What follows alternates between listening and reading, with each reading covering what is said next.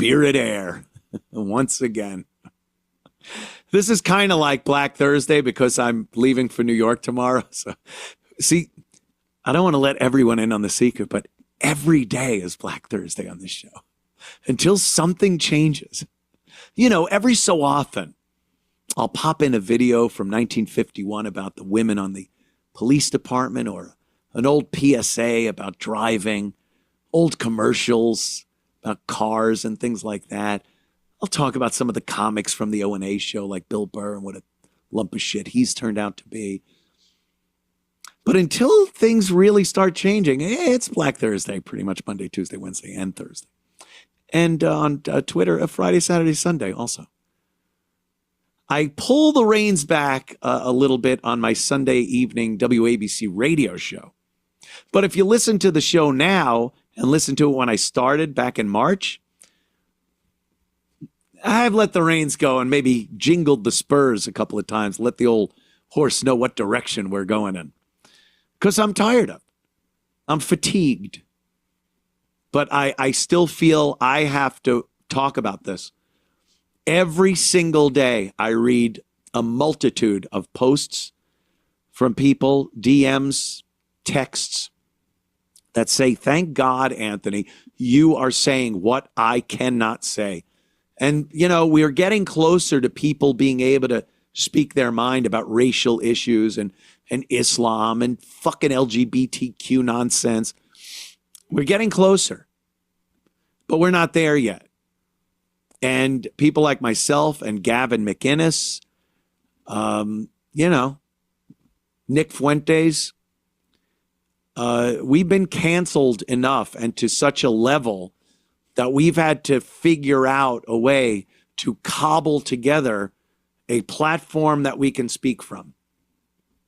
And we've done that, and we speak, and we talk about what we want to talk about and what we feel is important to talk about. And hearing from people that say, yeah, I can't say this. I like listening to you and hearing what you guys have to say about it. So, yeah.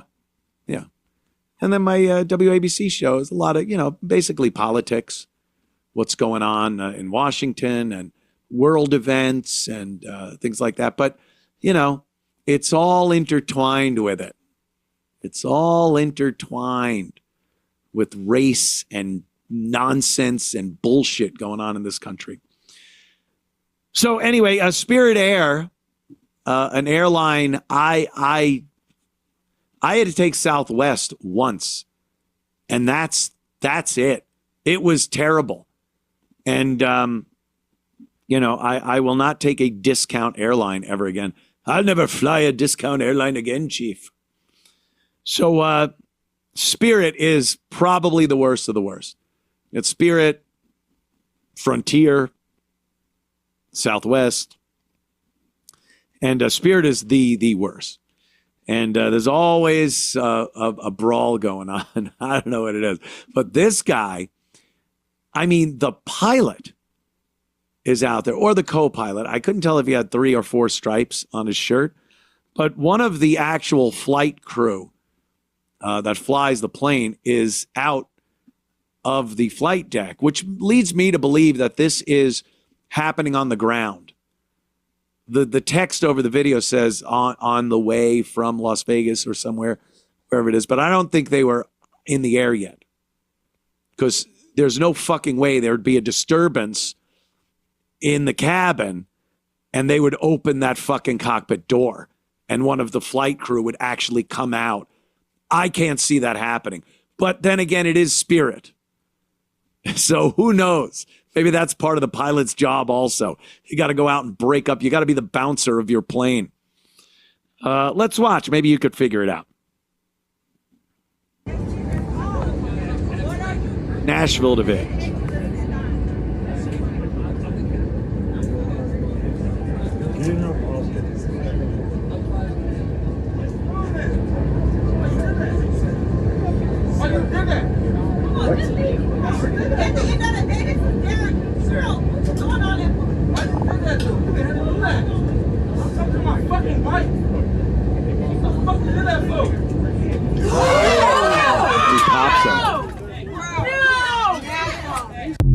fucking pilot or first officer, co-pilot, has to get in between an unruly fucking big moose and the little flight attendant because he smacked her in the face? They have to be on the ground. And this guy's got to go. I don't even see why, unless the pilot or first officer was just walking on board and that was happening. I can't see them getting out of their seat. I would say shut the door and call the fucking security, airport security, and then the cops. The pilot shouldn't be involved in this. And he's got to get in between them and start trying to break up a fucking brawl between the flight attendant and a giant ape. Holy shit. Play that one more time, Sean, because I'm trying to see the shoulder epaulets there, I guess they're called, of the pilot.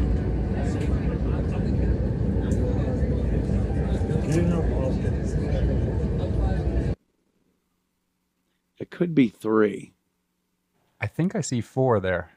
Oh, 4? Look at me. Yeah, maybe. I mean, I would assume it would be the pilot. He is the final word on the plane. But to go out...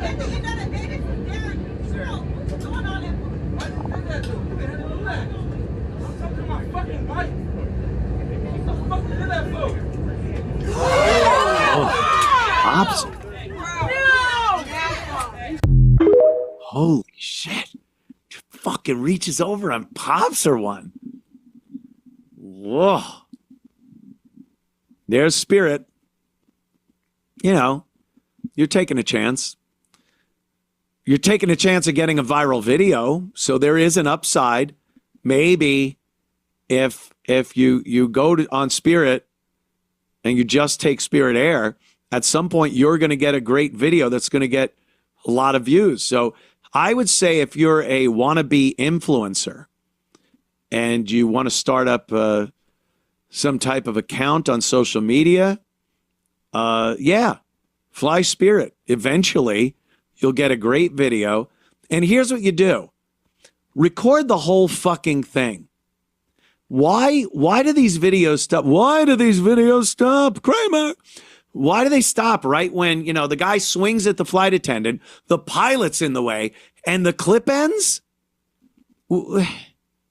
How does that happen?